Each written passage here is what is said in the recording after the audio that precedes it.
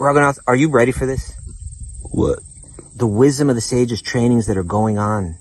Where? At the Eco Village, the Govardhan Eco Village in India. Why? To totally transform your life spiritually. Who? You, me, Radhastami's going to be there. Other great teachers are going to be there. Lots of cool people. How?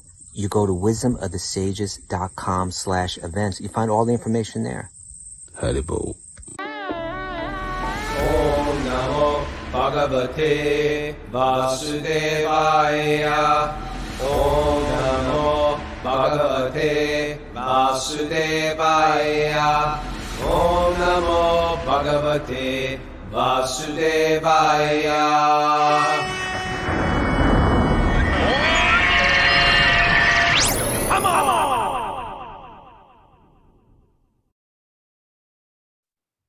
Live from Super Soul Farm, this is Wisdom of the Sages, a daily yoga podcast with your host, Raghunath, and your co-host and senior educator at the Bhakti Center in New York City.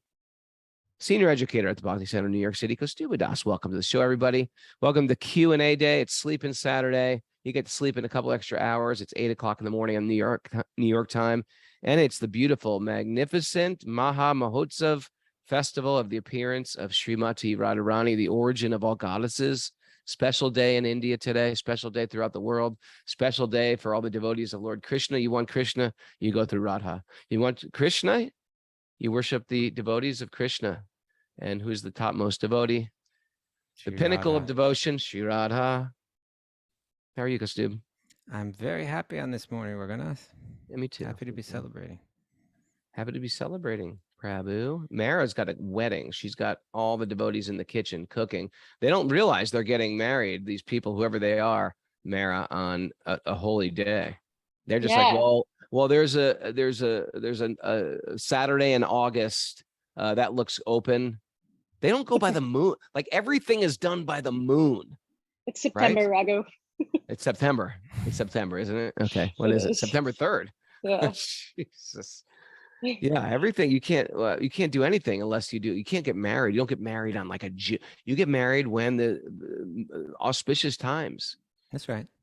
Everything is auspicious. You lay the foundation of your temple at an auspicious day. You conceive, hopefully, at an auspicious time. Everything's supposed to be auspicious. There's like subtle energies in flow that can work with you. It's just like, I'm not going to sail my boat if there's a hurricane out at sea, right? Or I am going to surf if there's a storm at sea. You pick up on these subtle things in Bhakti. We try to use those subtle things to help us in the main thing, which is our devotion and our love. All right.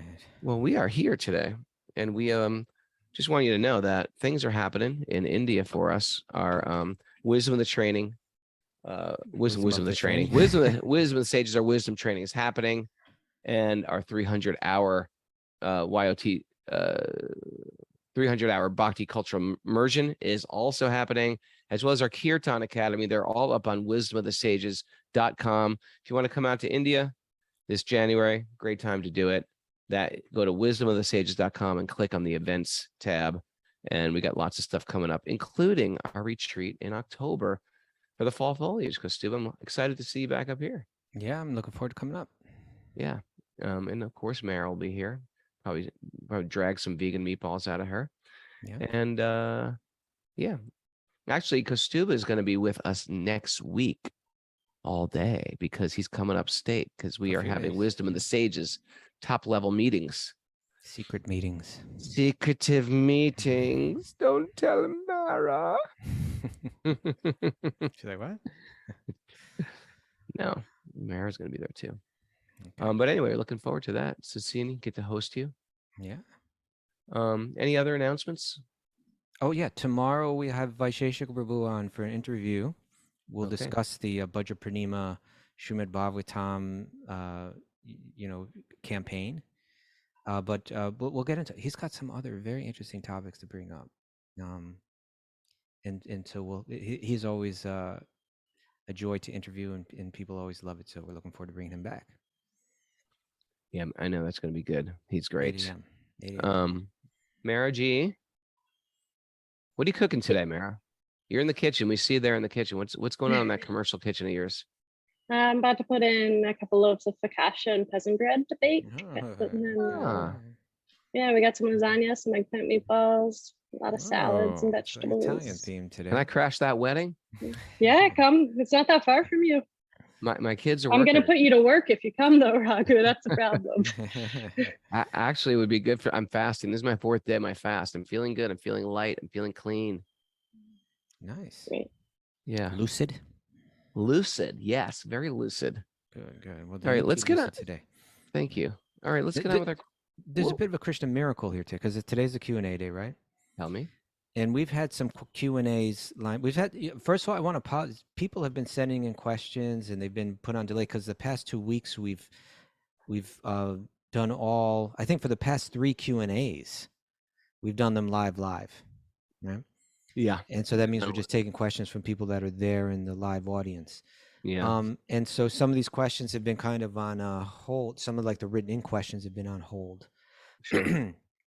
And so we apologize if we haven't gotten to your questions yet, especially we asked for questions from the Sage groups and we've got a few, but we haven't gotten to them. We will get to them. Oh, we will. Oh yeah.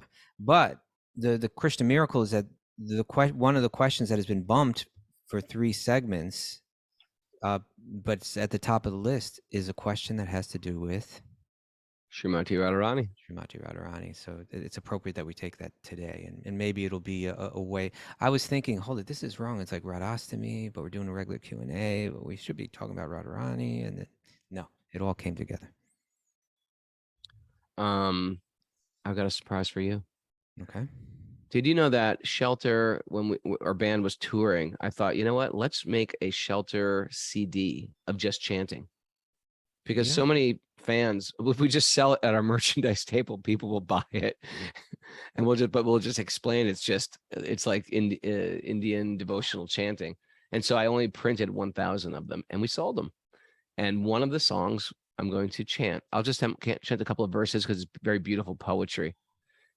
They say it was spoken by Lord Shiva to Parvati, begging for the sidelong glance. Sidelong glance is like a merciful, like someone gives you a little coy glance from the sidelong, out of the corner of your eyes. So this song is called "The Prayer for the Merciful Sidelong Glance of Sri Radha."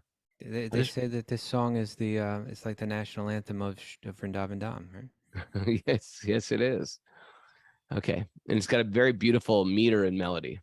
Unindra Vrindavandite Triloka Shokaharini Prasanna Vaktra Pankije Nikunja Bhuvilasini Brajendra Banu Nandini Brajendra Sunu Sangate Kadakarisya Hamam Kripakataksha Bhajanam.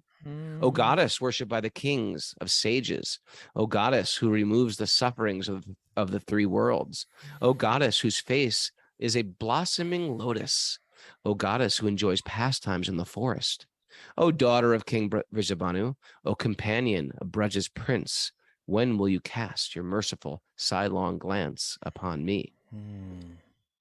Can I give you a couple others? Come on. Please. Okay. Here's number 3. Ananga Ranga Mangala. Listen to this rhyme. Who can do this? This is like old school Lord Shiva rap songs. Ananga Ranga Mangala Prasanga Bangura Bruvang Savibramang Sa Sambramang Triganta Bhanupatanai Nirantaram Vashikrita Patiti Nandanandine Kadakarisya Sihamam Kripakataksha Bhajanam. O goddess, who playfully shooting the arrows of your glances from the curved bows of your auspicious amorous eyebrows. Right? Isn't that a great play on words? The arrows from your bowed eyebrows. The glances are the right, your amorous eyebrows. You have completely subdued Krishna. When will you cast your merciful sidelong glance upon me? You know, if you're listening to this on Zoom, I'm just going to put it on the board so you can jump on it as well. Why not? It's so beautiful. I'm going to get it back. There we go. All right. I'm going to do 2 more. Give me 2 more. All right. The last one's a great one.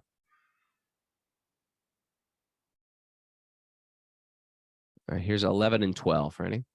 Ananta Koti Vishnu Loka Namra Padma Jarchite Himadrija Pulomaja Virincha Jaya Varapade Apara Siddhi Riddhi Digdha Satpadanguli Nake Kadakarisya Krip Si Hamam Kripakatakshabhajanam. O goddess worshipped by Brahma, O goddess to whom countless millions of Vaishnavas bow down to, O goddess who gives blessings to Parvati, Sachi is Indra's wife, Saraswati, O goddess whose toenails are anointed with the limitless opulences and mystic perfections, when will you cast your merciful sidelong glance upon me? Now, the last verse is all these very beautiful names of Radha. Ready? Yeah. You might even know this. Rajeshwari. Makeshwari, Kriyeshwari, Svadeshwari, Sureshwari, Shriveda Bharatatveshwari, Pramana Shashaneshwari, Rameshwari, Shameshwari, Pramoda Kananeshwari, Prajeshwari, Prajaptipe, Shiradhika Namostute. Right? Why don't you tell us Makeshwari. what each, go through each name and tell us what it means. Okay, Makeshwari, queen of Vedic sacrifices. Kriyeshwari, O queen of pious activities. Svadeshwari, of the queen of the material world. Shureshwari, right? What's that?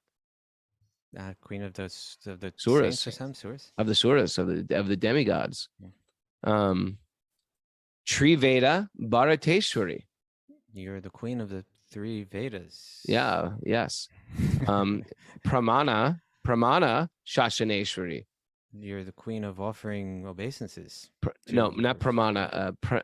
Pramana of Pramana. The proofs Of knowledge. Yeah. All knowledge. Rameshwari, a queen of the goddess of fortune. Rameshwari, Okay, right? Rama. Right. Shameshwari, queen of patience. Oh. Brindavaneshwari, queen of Vrindavan is Pramoda Kananeshwari. Brajeshwari, Brajaptipe, Shri Radhika Namosute. O queen of Braj, O empress of Braj, O Shri Radhika, obeisances to you. This is how we practice bhakti, right? This is when you get to the esoteric side. It's Srimati Radharani's mercy that we're seeking. She's the possessor of pure love. By her blessing, we can feel it too. Right? That was beautiful. Anyway, Yeah, lovely. thanks for letting me share that. It's not like I'm trying to block the door. We're gonna this door's wide Yeah. open for that. Yeah. Alrighty. So if you like that, click on that link in the tab. Maybe Mara can put it in the show notes or something, and we can. Yeah, she can do that. You can play that. Alrighty. Let's start our show.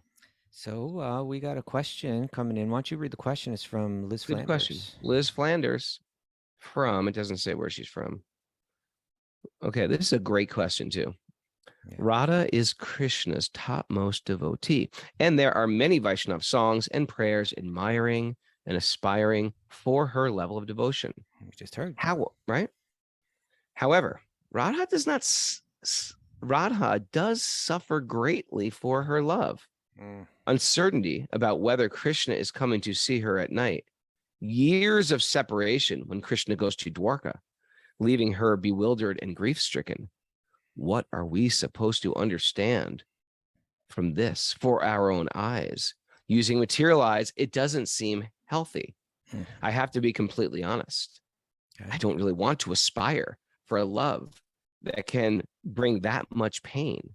I feel like it's making me feel a bit wary about approaching Krishna if his topmost devotee can go through that. Thanks again, Liz. What a question. I think this is the question. Well, yeah, it's an important question. In your life, it's an this important is the question. When you start understanding Radharani's relationship with Krishna, how there's so much pain there, why would you ever wish that upon yourself? Why is love and separation so high? Why, if when you hear about Krishna and Dwarka and the residents in Vrindavan in so much pain, how can that be the topmost? I know pain. I've lived pain. We've had heartbreaks, right? Yeah. We're praying for that. It seems like the opposite. And think that's where we're going with the answer to this question, right? The material world is the very opposite of the spiritual world. Yeah, Want to elaborate, Prabhu? Well, yeah, from our material perspective, this will become, and Liz kind of got to the heart of the answer, I think, in her question, where she said, using material eyes, it doesn't seem healthy. That's it. That's it. Everything that we have here, like fear, like if you're a parent, you're experiencing fear on a regular basis. It doesn't end when the kid just, when there's a little baby, there's fear. When they're a toddler, there's fear. They could wander off, right? When they're teenagers, there's fear. When they're in their 20s, there's fear. There's always going to be fear in the material world with the people that are your loved ones. Then there's other mixed emotions. There's dread, there's horror, there's separation, there's loss. All those things of the material world don't bring you to a place of peace, don't bring you to a place of joy, don't bring you to a place of connection. But where are all those things coming from, Kastuba? Well, yeah, it has the spiritual origin, and that's in the love of Radha. We do see material reflections of it. Like, there's a lot of the love songs out there, right?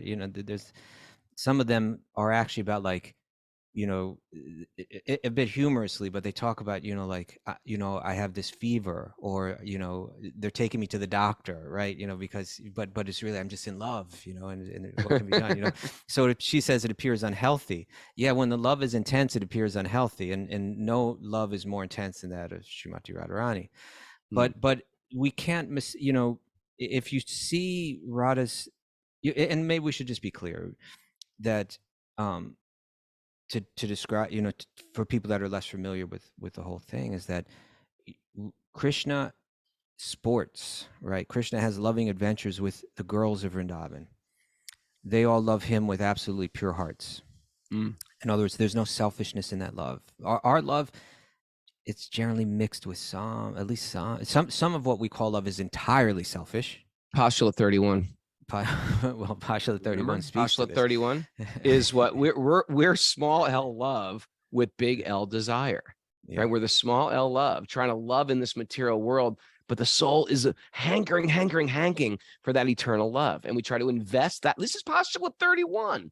We're trying to invest all that devotional love that we have for God, that's meant to be reposing God, and we're loving another being. Yeah. And it's okay to love, but it's a small L love. And that's right. Yeah. What did you say? What did you say the other day, sir? That was so beautiful and romantic. You said, real love in this world is holding hands together and walking together towards light, or something like that. It was very poetic. Remember, we said it was like a Hallmark card. Yeah, I think I said real love is holding hands and walking together towards divinity. Yes, that's it again. Write that down again, Mara. She's like writing it in batter. She's like, people are going to get the wedding cake. Like, what is all these takeaways? But we see happening. Their love is entirely pure. It's intense, and it's adventurous, and it's a little dangerous in a sense, right? It's hidden, it's secret, it's all these things. But most importantly, what we need to understand is that it's pure. That it's not the lust of this world. It's not the selfish desire of this world. It is entirely pure love. But then, so Krishna spends some years of his youth there engaged with them. Now, we're looking at it from a material timeline. We were speaking the other day about how from the spiritual perspective, there is no time, right? So all of those pastimes are happening eternally, are being relished eternally. But it appears from the materialistic perspective that Krishna leaves Vrindavan. Right, and there's this heartbreaking scene, right? This is the saddest scene. Akrura. Yeah, Akrura, Krishna's uncle, comes in a chariot to pick Krishna up and take him out of Vrindavan. And everybody's losing it. All the cowherd girls are losing it, crying. Your name is Akrura, which means not cruel. They say, call you Krura. And they're weeping, and they're holding onto the chariot. They won't let him go.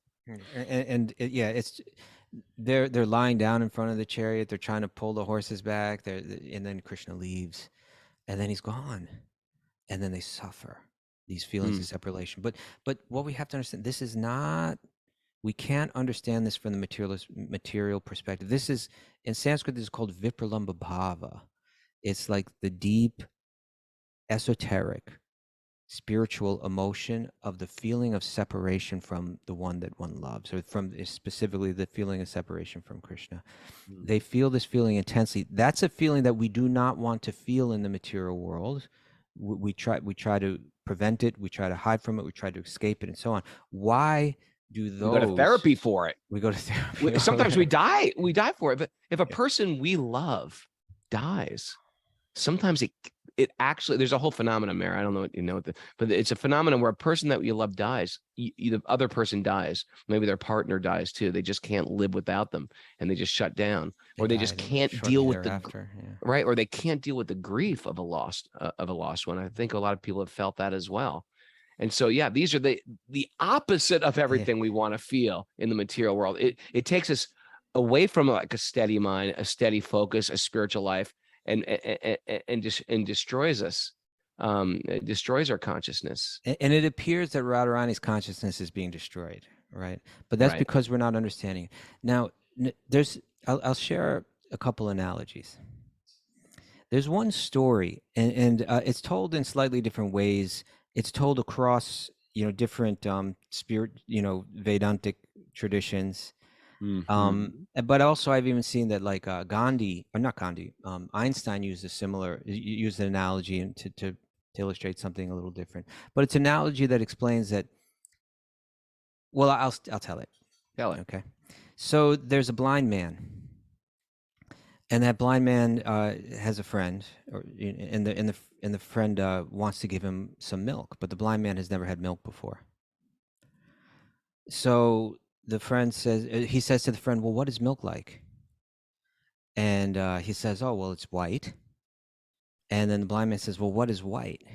And the friend says, "White is it's like the color of the neck of the swan. Like it's like the color. It's like the color of the swan."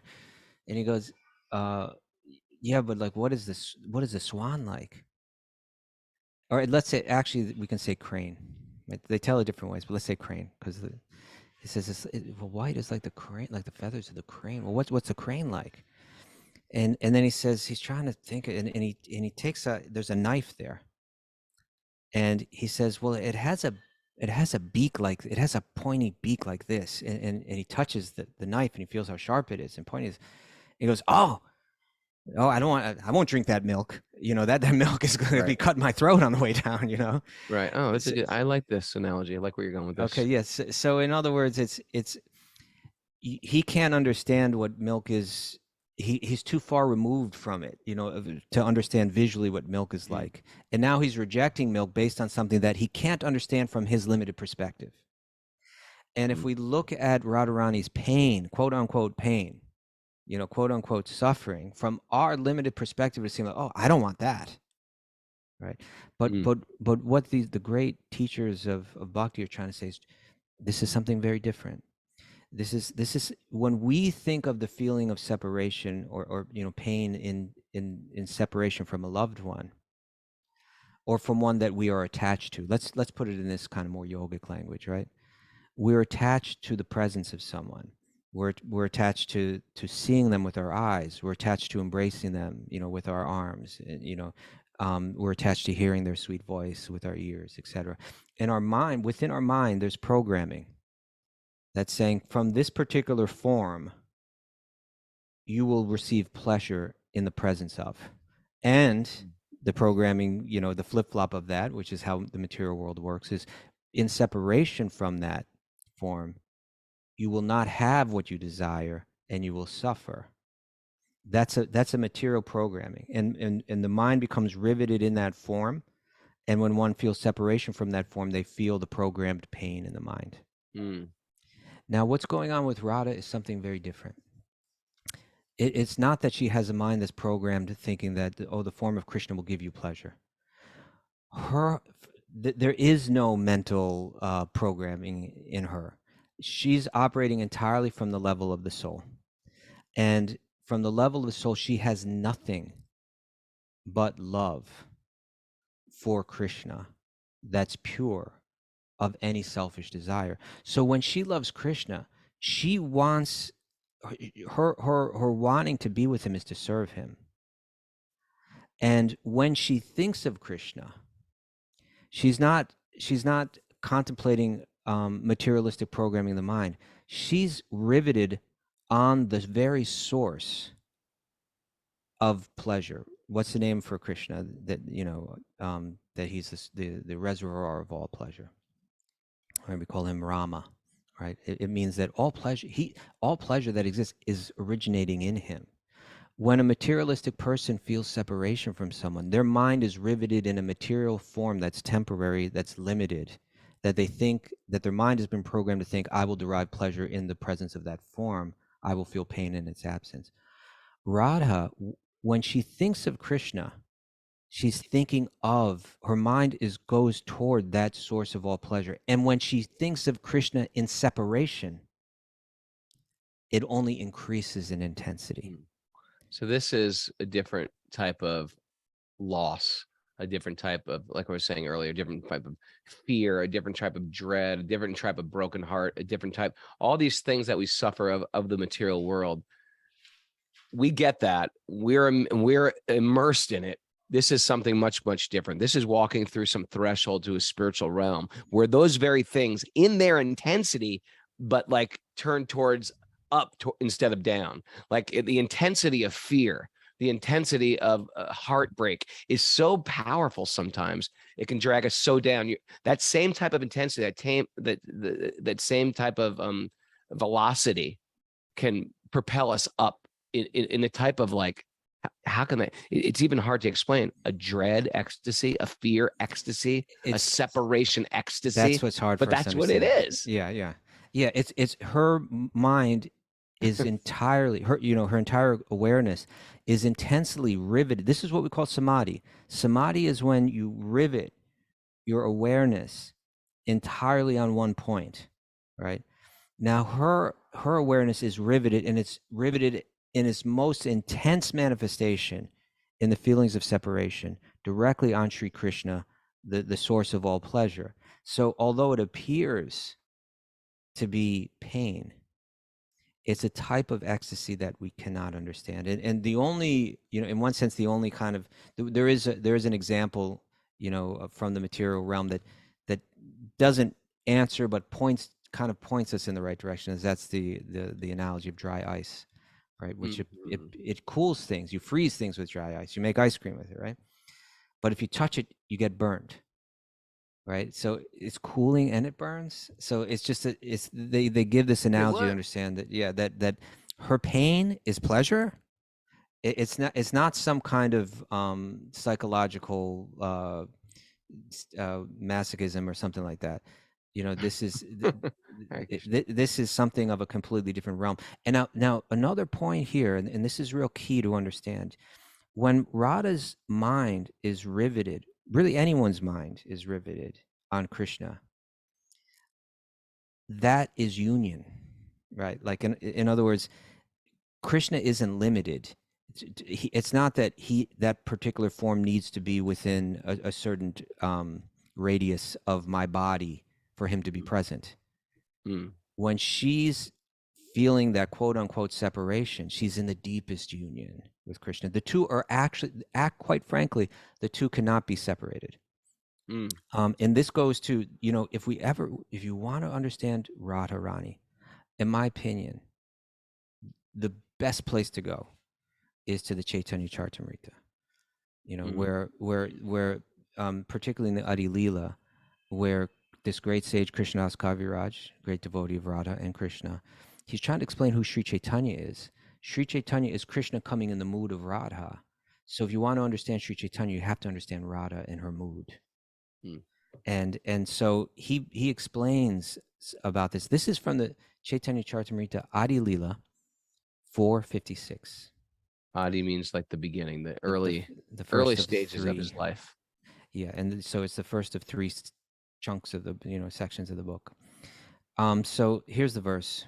It says, Radha Krishna Eka Atma Dui Dehadhari Anyonye Vilase Rasa Ashvadana Kari.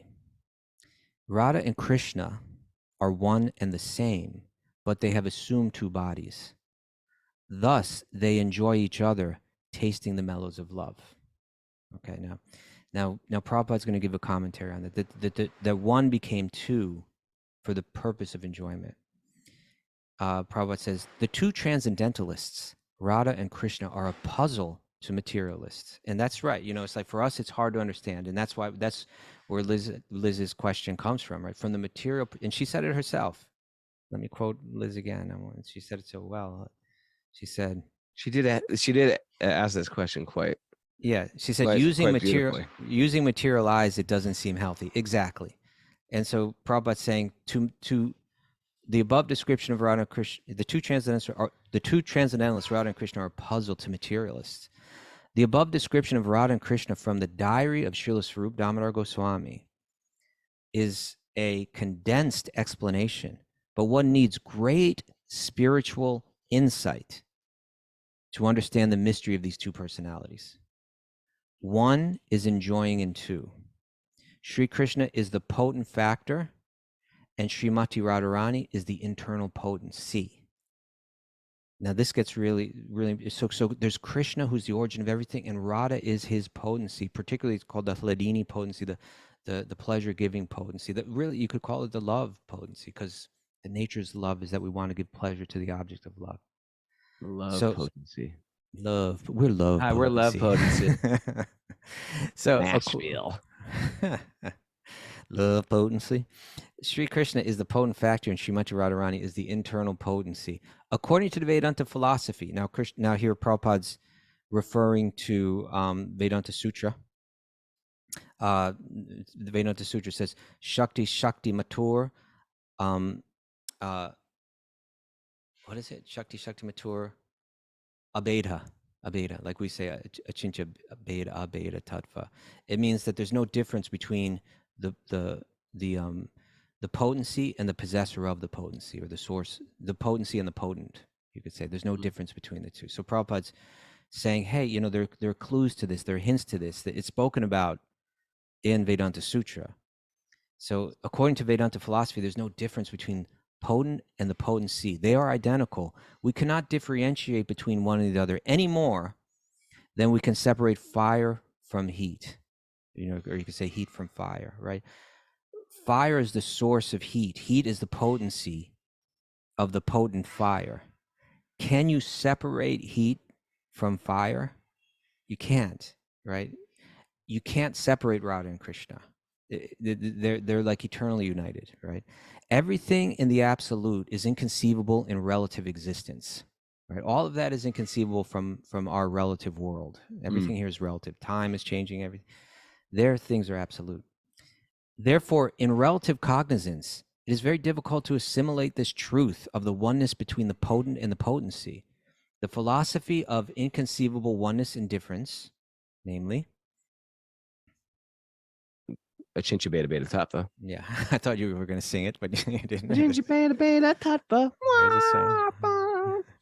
The philosophy of the inconceivable oneness and difference propounded by Lord Chaitanya is the only source of understanding for such intricacies of transcendence. In fact, Radharani is the internal potency of Sri Krishna, and she eternally intensifies the pleasure of Sri Krishna. And personalists cannot understand this without the help of a Mahabhagavat devotee. What is a Mahabhagavat devotee? It means the greatest of all devotees, one who's fully absorbed in Krishna at every moment. Someone on that very high level of bhakti. The very name Radha suggests that Srimati Radharani is eternally the topmost mistress of the comforts of Sri Krishna.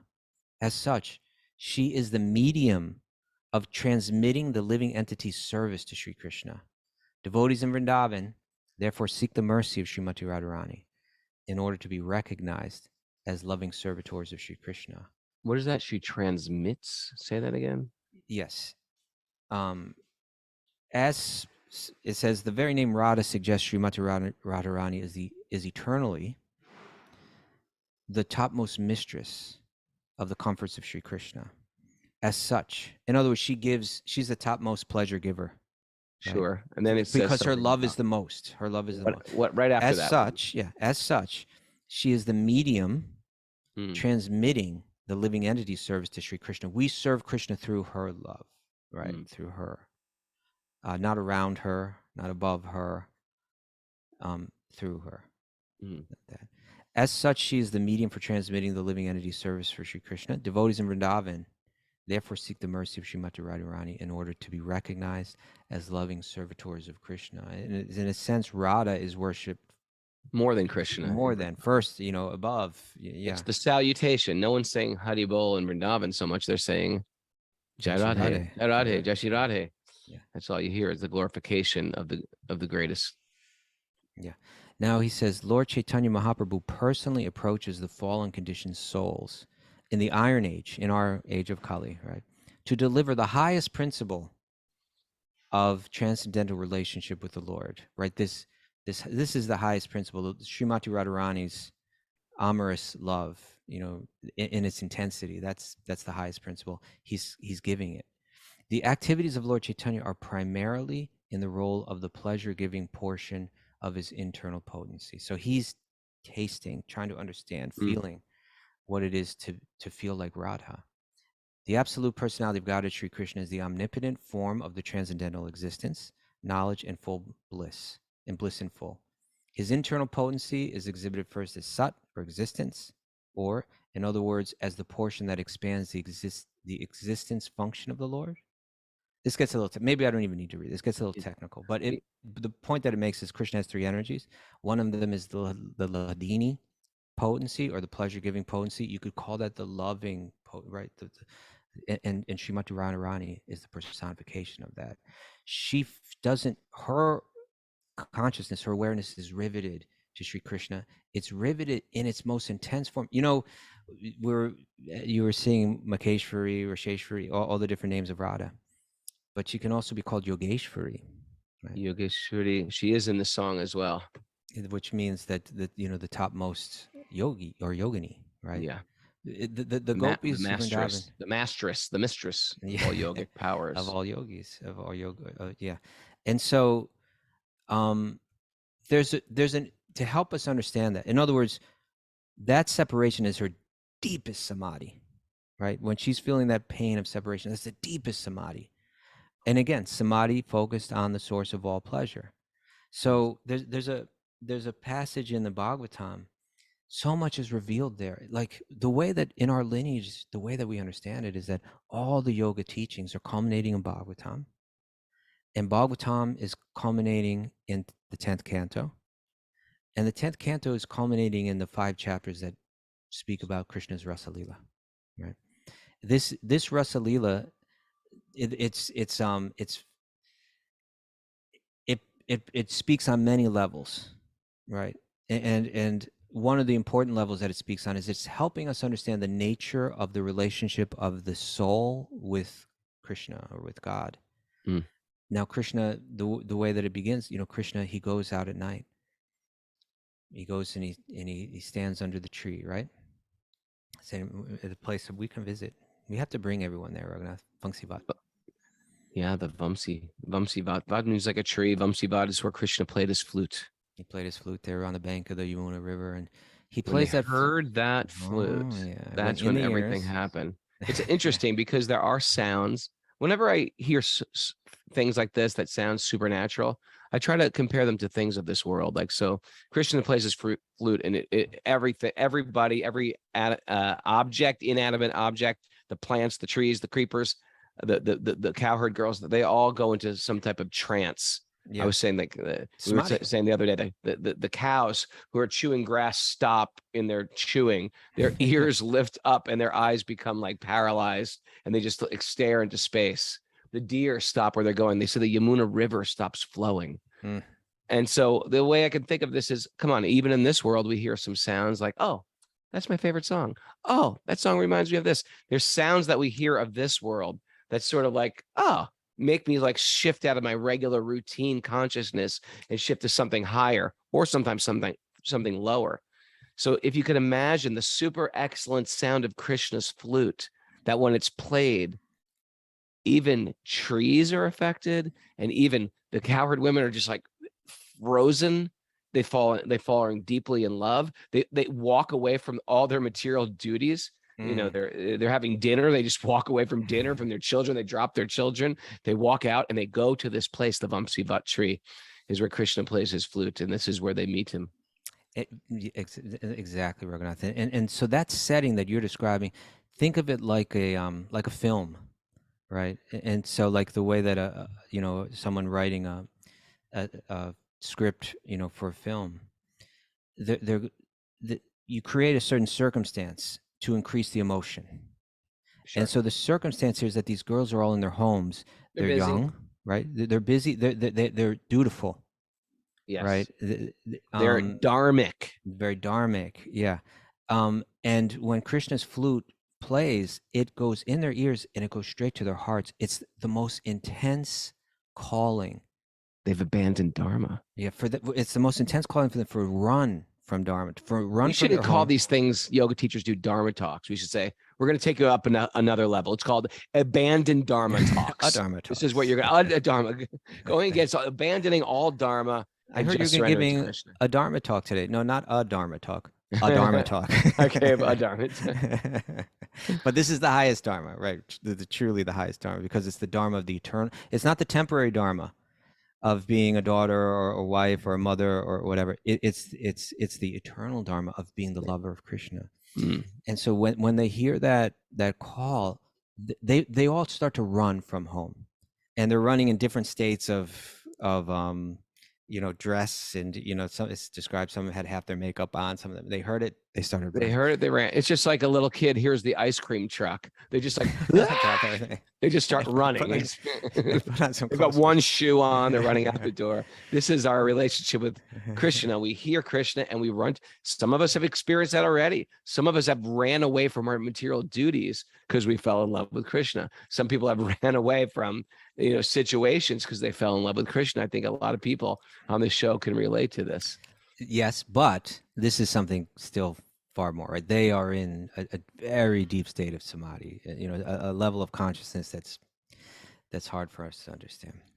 And so it's said that the gopis, they're running out of their homes. Now, some of them are stopped by their family members, right?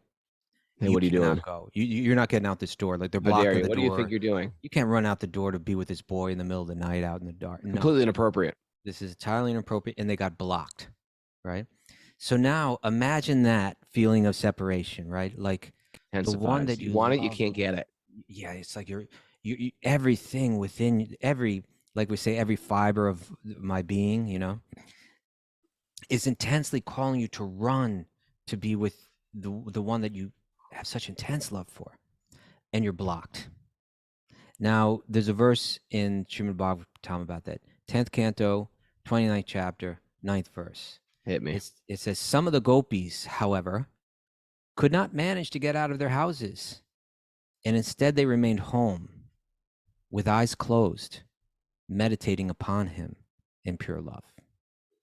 Okay, now Vishnu, this is describing yogic samadhi, right? But it's samadhi in love. That's where this is the culmination of all the yoga teachings. Now, Vishwanath Chakravarti Thakur, super important commentator on Srimad Bhagavatam, this is what he writes about this verse. He says, although these gopis were perpetually absorbed in love for Krishna, at that particular time they meditated upon him and cried out within, alas, alas, oh, only friend of our life, oh, ocean of the artistic skills of Vrindavan forest. They're praying to Krishna, right? Please let us become your girlfriends in some future life, because at this time we cannot see your lotus-like face with our eyes. So be it. We shall look upon you within our minds. Each of them lamenting to herself in this way, the gopis stood with their eyes shut and meditated deeply upon him. Right, these are the Yogeshwaris. No one has a consciousness more purely riveted and on a more pure object than the gopis. They're the topmost yoginis, right? They're the pinnacle. And so when they're feeling that intense separation, it's a deep ecstasy that we just cannot imagine. Now, Raghunath, we see this happen again and again, right? It's not just Radha we see it with. I mean, my God, Sita, the whole Ramayan is Sita at the very end. Yeah, it seems apparently so cruel. Yeah. What happens at the end of the Ramayana? Sita gets banished Mm. because of some hearsay. Yeah. And so now after all of this, after Ram, you know, we hear about Ram pining in separation from Sita, Like losing his suffering, mind. His whole life is dedicated to the return of Sita. fighting, you know, traveling through jungles, killing demons, anything. Like get her back. It's not like she's not important to him. His whole life, as we know it, as we've read it, is the intense search for Sita. Yeah. So and then what happens? So Radhastami, when he first read Ramayana, you know, he's a young, you know, sadhu, you know, walking around India and the Himalayas and so on. He hears the Ramayana, and he's saying, "Well, how do we understand this?" Like he approached one sadhu and said, "It doesn't make sense to me. It's heartbreaking. Why is Sita having to go through all this pain? Why is she suffering? Right?" And he said that one sadhu answered the question for him. And I'm going to read from what he wrote. I wrote an article once called, I think it was called Radhastami on the Banishment of Sita or something like that. I published it online. And this is what Radhastami says. He says, it cannot be fully appreciated. He says this answer that the sadhu gave him, it cannot be fully appreciated by those who are looking at things merely at an external superficial level. So one may or may not appreciate this answer, but it completely fulfilled my heart. He said, okay, that's a great, you know, intro. Yeah. So here's the explanation. He says, when somebody is with us, we're absorbed in a certain way. But when our loved one is away, it increases our remembrance, thoughts, and absorption in that person.